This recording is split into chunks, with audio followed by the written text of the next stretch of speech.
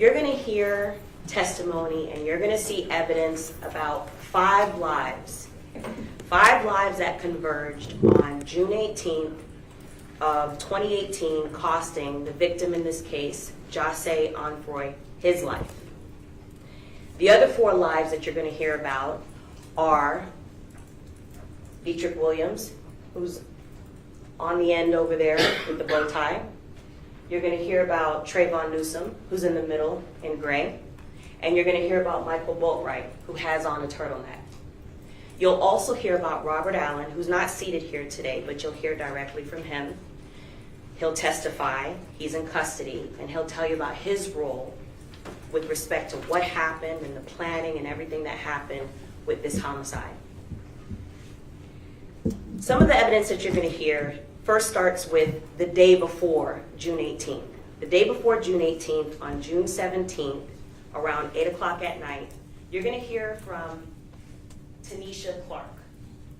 Tanisha Clark has a job but makes side money by renting out her car through an app called Turo. You'll hear how Turo is kind of like an Airbnb but for cars. A person can put their car on the app for rental and someone on the other end can rent directly from the person who is renting their car through Turo. Tanisha Clark, you'll hear, doesn't know the defendants. She had no connection to this case other than her Dodge Journey. She got prepared for it to be rented for 1 day. And so when she rents her car, she is greeted by Tony Robinson. You'll hear how Tony Robinson was very close friends with the defendant, Dedrick Williams. She was so close to Dedrick, she actually referred to herself as his sister. They aren't related, but they refer to themselves, she refers to herself as his sister. And so Tony, who rented cars before for Dedrick and his friends, was asked to rent the car for 1 day. Not because you'll learn that the defendants wanted to go to Disney World or take some trip, but you'll learn through testimony that they wanted to be able to take the car, ride around, and rob people. That was their plan.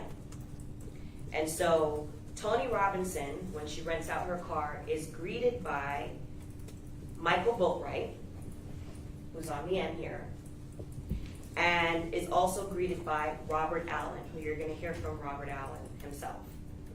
They pick up the car, and by the next day, they are out riding around. And Robert Allen will tell you what the purpose was that they were all together, and he'll say that he was with all 3 co-defendants, and that together their plan was to be able to rob somebody that day, and that they had all of the things in preparation for that. They had firearms, they had masks, and they had the capability of doing it. And so on that day, they drive to Riva Motorsports, and the day that we're talking about is June 18th. On that same day, on June 18th, the morning of, before the homicide occurs, you're going to hear how Jahseh Onfroy, who is commonly referred to as XXXTentacion, woke up that morning, was woken up by his mom. You'll hear how he was a young celebrity rapper who gained his fame through a lot of his exposure through social media and downloads and things like that, and was very much a self-made artist who then rose up the ranks. He was wealthy as a result of his celebrity, and he also had a pregnant girlfriend who was pregnant with his first child. Jahseh that morning decided to go to the bank first. He lived out in Parkland and decided to go to Bank of America. You're going to see some surveillance from that, and you're going to hear from the teller who actually helped him at Bank of America because he was a regular customer. That morning, after going to the bank, his plan was to be able to go to Riva Motorsports. You're going to hear how he's also a regular customer at Riva Motorsports. And at Riva Motorsports, he intended on purchasing motorbikes, plural, possibly 1 or more, and that he'd done that before, and that was something that he wanted to do for himself and his friends. On that particular day, that morning, when he went to the bank, his intention was to withdraw $250,000 in cash to be able to make the purchase later on at Riva Motorsports. The bank, you'll hear, did not have that amount on hand, and so they dispensed $50,000 to him from his account of his own money. You'll hear how later in the week, a few days later, he was slated to come back to the bank to collect the rest of the $200,000, and unfortunately, he never made it. What ends up happening after he leaves the bank, he puts the cash in what he often carried with him, which is a Louis Vuitton satchel. Also, you'll hear how his mother that day was concerned about him going to the Riva Motorsports by himself. She wanted him to be accompanied. A, because she knew, she'll tell you, that she expected for him to purchase some motorbikes and needed for him to ride back with someone to ride the motorbike and someone to be able to drive his car back, because obviously he couldn't do both. So she, you'll hear, asked a gentleman by the name of Leonard Kerr, who is related, not by blood, to the victim in that he is the uncle of Jahseh's younger brother. So Leonard Kerr accompanies Jahseh to Riva Motorsports. And Jahseh, you'll hear, is driving a very expensive car, a BMW i8, which we don't normally see on the road, so it's very easy to spot. It's a sports car that has butterfly doors and is very fast. And Jahseh himself, besides driving this very expensive sports car, is also very identifiable. Besides the fact that he's a celebrity, you'll get to see that at the time of his death, he also wore his hair in a hairstyle of blue dreadlocks. So it kind of stood out on top of everything else. And on that day, he traveled to Riva Motorsports unarmed with his, let's call him for lack of a better term, step-uncle, Leonard Kerr, to go purchase these motorbikes. And at that same time that Jahseh and Mr. Kerr are at Riva Motorsports, you'll hear how the four co-defendants in this case, the three of whom are on trial, traveled in the Dodge Journey to the same Riva Motorsports. And while two of the defendants, Robert Allen, who's going to testify, and Dedrick Williams, who's on the end with the bow tie, go inside the store to purchase neoprene masks, they spot Jahseh inside the store. And this is all captured on surveillance, so you'll be able to see this for yourself in addition to hearing testimony about it. And so when they spot Jahseh, who has the blue hair and he has a very expensive gold necklace on and his Louis Vuitton satchel, they immediately, Robert Allen and Dedrick Williams, start communicating to the two co-defendants, Trayvon Newsome and Michael Boatwright, who are still in the Dodge Journey waiting for them to come back to the car. And it's the communication, I'm not giving you exact words, but something to the effect of that they spot the victim who's inside Riva Motorsports. And they are automatically spotting the fact that he's a celebrity. And so when Dedrick Williams and Robert Allen go back to the vehicle, now all four co-defendants are in the vehicle and the actions are set in motion. You'll hear about the layout of the parking lot of Riva Motorsports. There's only two entrances and one exit. One of the two entrances is one way, and so you can't exit. And the second entrance is an exit and an entrance. And the entire Riva Motorsports has surveillance inside and out. And the parking lot is encased by a fence. And so they are able to position themselves just across the street, and you'll be able to see how the four co-defendants in the car, Dedrick Williams, who's driving, by the way, go across the street and back in their car and lie in wait for several minutes for the victim to come out. They're able to easily spot his car because there's no other car like it in the parking lot. And you'll hear how they lie in wait for the victim to come out to exit the only exit of that parking lot. And you'll hear also, more importantly, what the conversation is in the car as they get ready to rob the victim. Michael Boatwright puts on his mask. Trayvon Newsome also puts on a mask. They have hoodies. They arm themselves with firearms. Michael Boatwright gets a firearm. You'll hear how also Trayvon Newsome gets a firearm. Amongst the four of them, they decide who's gonna jump out. You'll also get to see the differences between the four, because you'll note that it's very important, the physical differences between the four.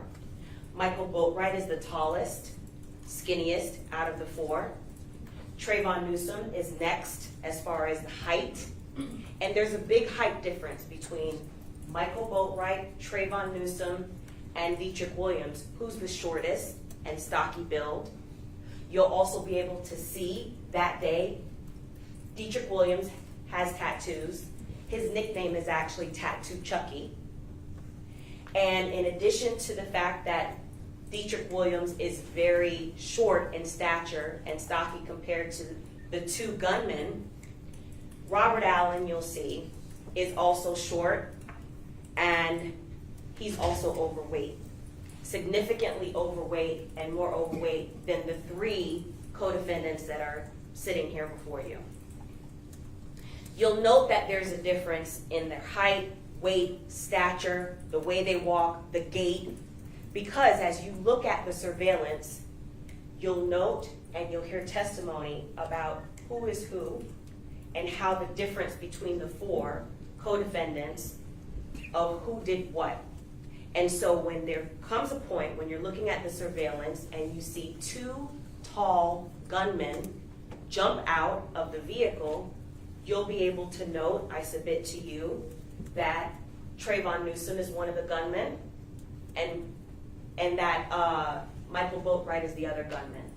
And so Dedrick Williams, driving, cuts off the victim as he's trying to exit Riva Motorsports. And as just like they planned, they're able to cut off the victim so that he can't move his car without either crashing it or whatever.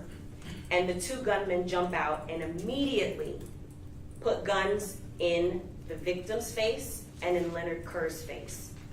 You'll hear testimony about how Leonard Kerr was able to hear what the gunmen were saying to the victim. You'll also hear testimony about how Leonard Kerr ran for his life. And so as Jahseh is there, unarmed, in the driver's seat, surprised by the two gunmen in this case, you'll hear how they start struggling with him, punching him, and that both of the gunmen at one point are trying to get his property from him. They're able to wrestle away from him the satchel that had the $50,000 in cash. And without any provocation, without any type of weapons or anything being used by the victim, you'll hear how Michael Boatwright fires several times, killing the victim at close range. You'll also be able to see the surveillance that shows this. Immediately after the homicide, when they leave the victim there to die, the four of them leave the scene, and then they divvy up the spoils of their robbery. You'll hear how the $50,000 is allocated between them, directed by Dedrick Williams. Who's gonna get what amount of who's gonna get what based on their participation. You'll also hear how immediately after the homicide, in addition to divvying up the spoils of the robbery, they then go on social media and start bragging about how they have all this influx of cash. You'll hear how, in addition to bragging on social media with the cash, flashing it as if it's Christmas Day, and being very, you'll be able to tell for yourself in terms of their demeanor and how they acted with the spoils of the robbery. You'll also see that shortly after, they then start to put in a plan, because by now, because of the celebrity of the victim, this was all over the news and the surveillance was all over the news. So then you'll hear how two of them immediately hit town. They go out of town to be able to try to get out of Dodge, so to speak. You'll hear testimony about where they go. You'll hear testimony from law enforcement about how all four suspects got on their radar, how they were able to be tracked by digital forensics and by some physical evidence that was found later at properties of the defendants. You'll hear in particular how even though Trayvon Newsome and Michael Boatwright are the two gunmen in this case, you'll hear how ballistics are found, some firearm ballistics are found at Dedrick Williams' home that is able to be matched to fired projectiles and some evidence that's found from the victim at autopsy and on scene, connecting him to the homicide as well. You'll hear from REVA employees who not only knew the victim, but who can identify and know that Dedrick Williams was a regular customer. They actually even knew his nickname and identify him as being one of the two people that came in that day to purchase the neoprene mask. You'll see the REVA surveillance. We'll talk about the layout of the REVA parking lot. And you'll learn exactly which defendant did what, how they helped each other to commit this crime. Williams cutting off the victim, for example, driving and making sure that the victim couldn't get away, while the two gunmen are able to accost the victim in a blitz fashion. You will also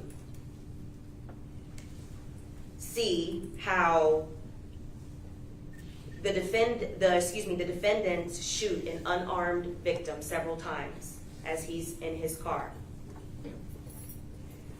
You'll also hear about within hours of the homicide how the Dodge Journey is still found in the possession of two of the defendants, and they end up crashing it and abandoning the car in Laurel. You'll hear how the detectives are able to track the defendants and track the car down, ultimately tracking it back to, you'll recall, Tanisha Clark, who rented it to the victims, or excuse me, the defendants in this case. You'll hear from witnesses that the defendant spoke to before, during, and after the homicide. You will also hear from law enforcement officers, several detectives and crime scene that investigated this case. You'll get to see the evidence that was collected.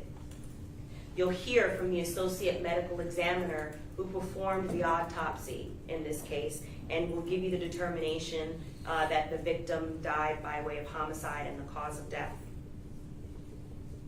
You'll get to see autopsy photos, and as difficult as it is, and you'll understand what exactly the cause of death was and where, how the injuries led to the victim's death. You'll see crime scene photographs, you'll see video, you'll see surveillance, not only from REVA, but also when the defendants are going around and spending money, for example, at Champs or Just for Feet immediately after the homicide with the spoils of the robbery. You'll see that as well. So you will see surveillance from various parts of the investigation, physical evidence found at the properties that ties all of the defendants together. And I note that at the end of the conclusion of all the evidence that you will hear about and see, you're going to realize that this is a tapestry that you will see woven together puts the victim squarely in the middle of the defendant's plans and actions on June 18, 2018, which cost the victim his life. And at the conclusion of this evidence, you'll find that Dedrick Williams, Michael Boatwright, and Trayvon Newsome are guilty of first-degree murder and guilty of armed robbery in this case. Thank you, ladies and gentlemen.